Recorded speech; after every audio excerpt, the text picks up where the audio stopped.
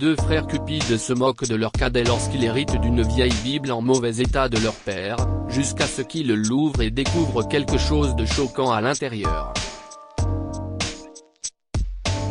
Luke, Bobby et Joe Weber ont été élevés par leur père après le décès de leur mère, il y a plusieurs années. Luke avait alors 9 ans, Bobby 6 ans et Joe 3 ans. Après le décès de sa femme, M. Weber a fait de son mieux pour élever les garçons et leur a consacré tout son temps, reléguant sa propre vie au second plan. Mais lorsque les enfants sont devenus adultes et qu'il était temps pour eux de s'occuper de M. Weber, les choses ont été complètement différentes de ce à quoi ils s'attendaient. Luke est devenu un homme d'affaires prospère, propriétaire d'une start-up florissante en Californie. Lorsque Monsieur Weber l'appelait de temps à autre pour lui demander de l'aide, tout ce que Luke lui disait, c'était « Je suis vraiment désolé, papa. En ce moment, je travaille à un rythme fou et j'ai à peine le temps de faire quoi que ce soit, mais je te promets que je prendrai bientôt du temps pour toi. Mais quand même. » Weber s'y attendait, le temps n'est jamais venu. Bobby, qui était lui aussi un homme d'affaires, n'était pas différent de Luke, et chaque fois qu'il recevait un appel de son père, il l'ignorait ou le refusait tout simplement, prétextant que sa voiture était tombée en panne et qu'il ne pourrait pas venir le voir parce qu'il travaillait dans un autre quartier de la ville et que les choses deviendraient trop compliquées pour lui sans sa voiture. Mais Joe était différent. Il était un chercheur en difficulté dans un petit laboratoire, avec une famille nombreuse de 4 enfants à entretenir, mais peu importe la quantité de travail qu'il avait à faire au laboratoire, il ne rejetait jamais son père. Après avoir constaté l'affection de ses garçons pour lui, M. Weber a donc soigneusement préparé son testament, en gardant à l'esprit que chacun de ses garçons ne devait recevoir que ce qu'il méritait. Lorsque Monsieur Weber est décédé 3 ans plus tard, ses enfants se sont précipités au cabinet de l'avocat pour la lecture du testament, impatients d'en savoir plus sur leur héritage. Bobby et Luke n'étaient pas présents à l'enterrement de M. Weber, mais lorsque l'occasion de connaître leur potentiel héritage s'est présentée, ils ont pris le temps d'y assister, malgré leur emploi du temps chargé. Ils ont été les premiers à arriver au bureau de M. Berenson, et Joe ne les a rejoints que plus tard. Monsieur Berenson les a salués alors qu'ils s'installaient tous à l'intérieur. « Je vous remercie d'avoir pris le temps de venir aujourd'hui, les enfants, » dit-il. Monsieur Weber a souvent souligné à quel point vous étiez tous très occupés avec vos emplois du temps chargés, alors ne perdons pas une minute de plus et commençons par ce pourquoi nous sommes tous réunis ici. Comme nous le savons tous, M. Weber était un homme au grand cœur qui a toujours voulu contribuer à la société. Laissez-moi vous dire que son manoir de 1,3 million de dollars en Géorgie appartient désormais à une association à but non lucratif pour les enfants autistes. Mais, s'il vous plaît, ne. Avant que Monsieur Berenson ne puisse terminer sa phrase, Luke lui coupe la parole. Quoi? Il l'a laissé à une association caritative? Qu'en est-il de nous? Nous sommes ses fils. Comment a-t-il pu le donner gratuitement? Je n'ai pas encore fini, Luke, a déclaré M. Berenson avec fermeté. Mais oui, si est précisément le cas. Le manoir de Monsieur Weber appartient désormais à l'Olive Memorial Foundation. Cependant, il ne faut pas désespérer, car un homme généreux comme M. Weber n'aurait jamais pu laisser ses fils les mains vides. Monsieur Berenson a sorti 3 boîtes de son tiroir et les a placées devant la table. Sur le dessus de chaque boîte se trouve un autocollant portant le nom de chacun des frères. Vous pouvez ouvrir les boîtes, a ajouté M. Berenson, mais n'oubliez pas qu'après avoir pris connaissance de votre héritage, vous devez signer un accord stipulant que vous n'essaierez pas de l'échanger ou de revendiquer votre part par rapport à celui d'une autre personne. Ouais, peu importe, disait Luc en se moquant et en ouvrant sa boîte. À l'intérieur, il a trouvé une vieille montre-bracelet qui appartenait à son grand-père et une note qui disait « Apprends à prendre du temps pour les gens et non pour les mensonges. Et si le temps le permet, achète-toi une conscience. » Luc fronça les sourcils, qu'est ce qu'il a bien pu penser? Il pense que j'ai besoin de ces leçons de morale? Il froissa la note et la jeta par terre, furieux. Bobby s'est moqué de lui avant d'ouvrir sa boîte, mais il n'a rien reçu de spécial non plus. Il y a trouvé les clés de la vieille voiture de son père, et son visage s'est décomposé. Sa vieille voiture qui ne démarre même pas et qui a besoin de plus d'investissement pour être réparée. Ce vieux nous a roulé dans la farine. Qu'est ce que si est-il que ça? Luc éclate de rire. Au moins, la montre me rapportera de l'argent. Bobby, bonne chance avec la voiture. Et comme si ça ne suffisait pas, il a laissé un mot pour se moquer de moi, dit Bobby en le lisant à haute voix, tu peux sortir de l'automobile du mensonge et de la tromperie et rouler à 4 roues jusqu'à ta destination. Calme-toi, dit Luc en rigolant.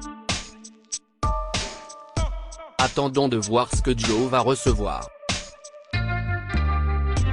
Lorsque Joe a ouvert sa boîte, il y a trouvé la vieille Bible en mauvais état de son père. Elle avait une couverture noire, déchirée sur les bords et au dos, et les pages, dont certaines étaient détachées et tombaient, étaient d'un jaune pâle.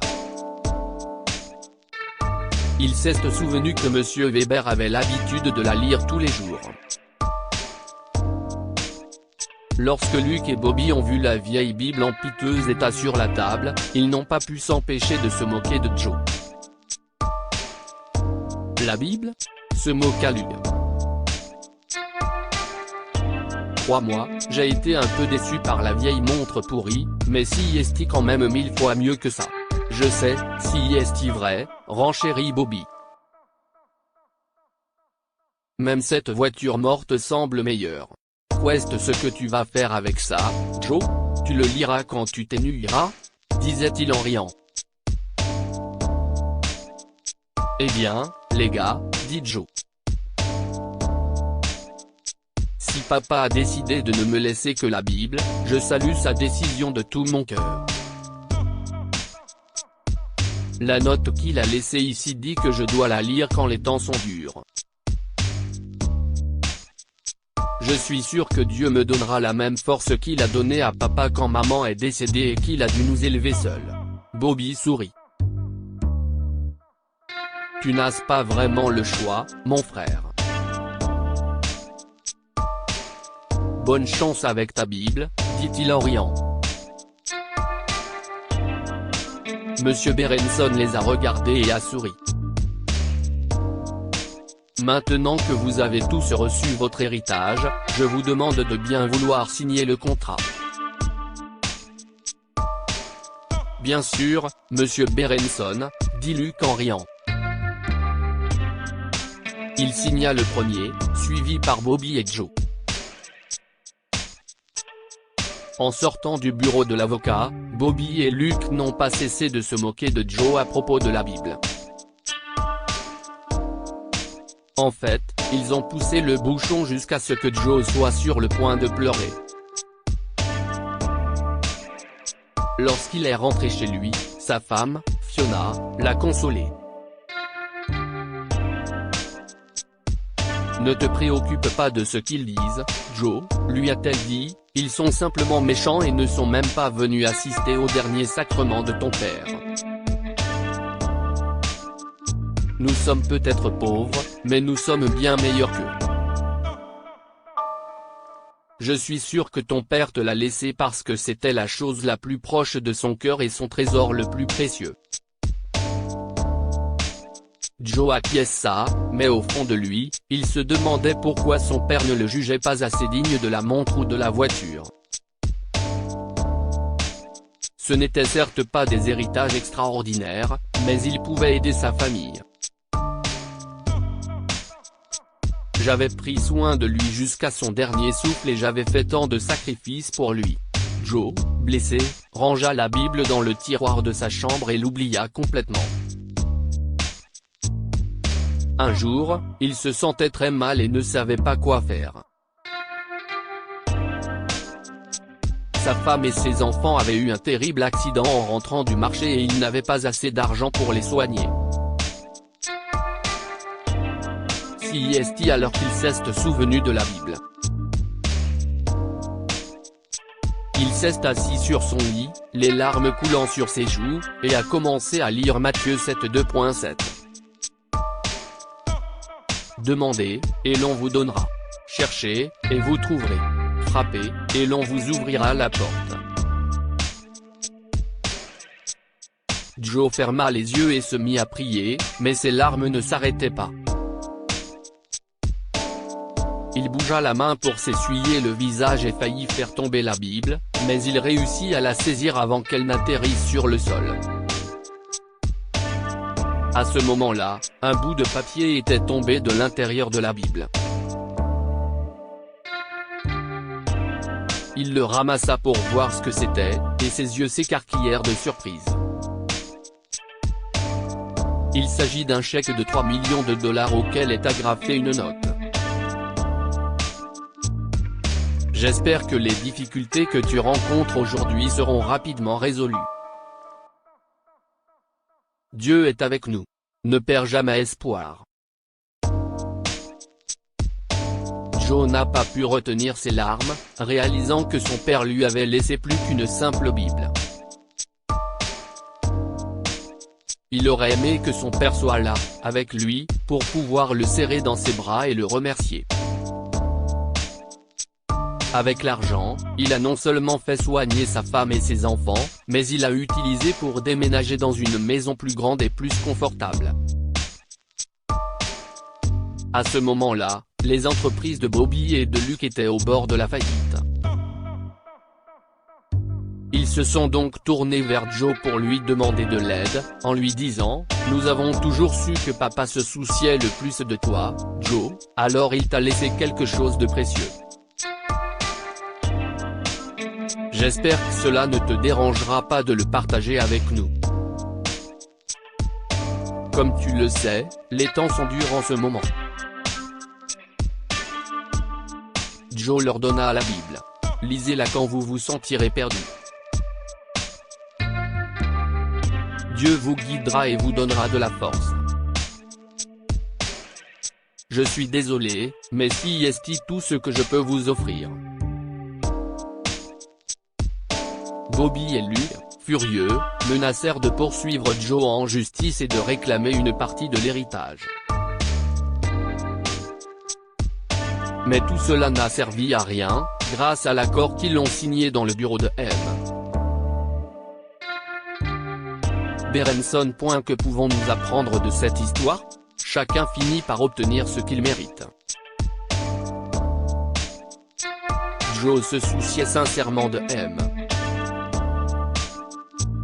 Weber y a eu la chance de vivre une vie heureuse, alors que ses frères n'ont rien eu parce qu'ils ne se souciaient que de leurs propres intérêts.